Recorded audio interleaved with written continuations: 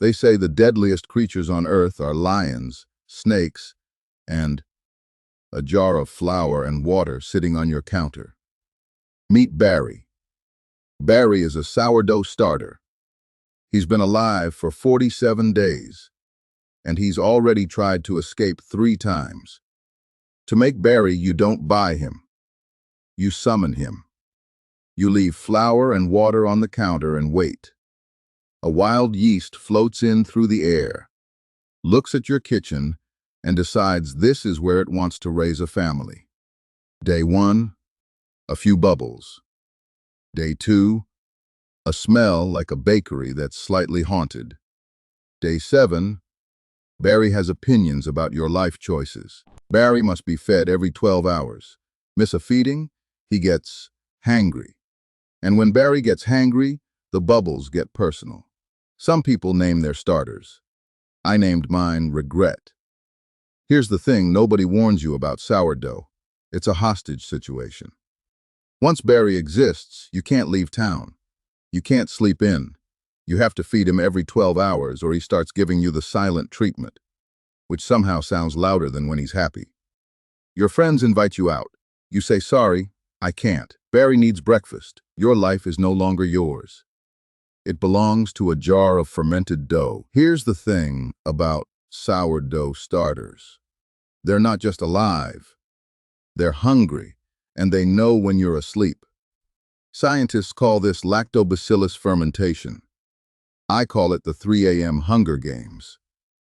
Every feeding, you have to throw away half of Barry.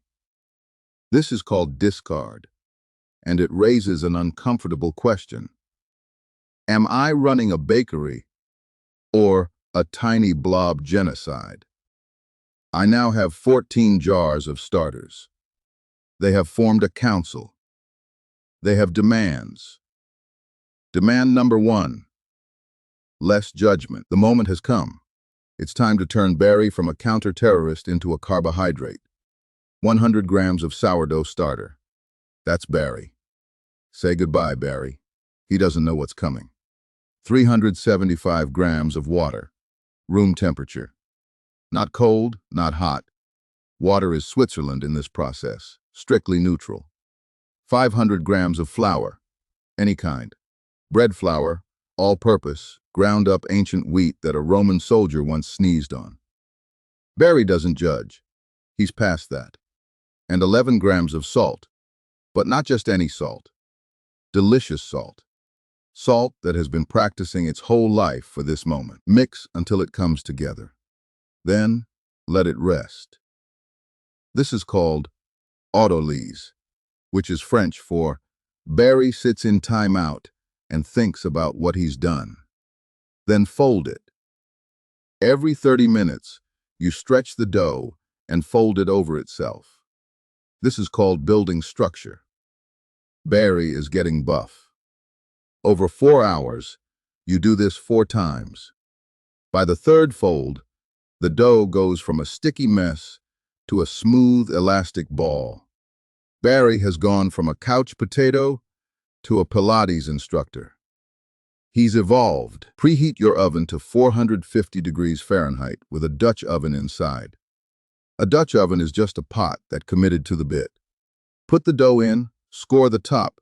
That's the bread's opportunity to say something meaningful. 45 minutes covered, 15 minutes uncovered. Total time, 1 hour.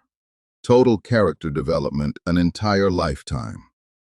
Barry achieves his final form. From a chaotic jar monster that haunted your midnight kitchen, sustained on flour and vibes, 100 grams of terror. 375 grams of patience. 500 grams of trust.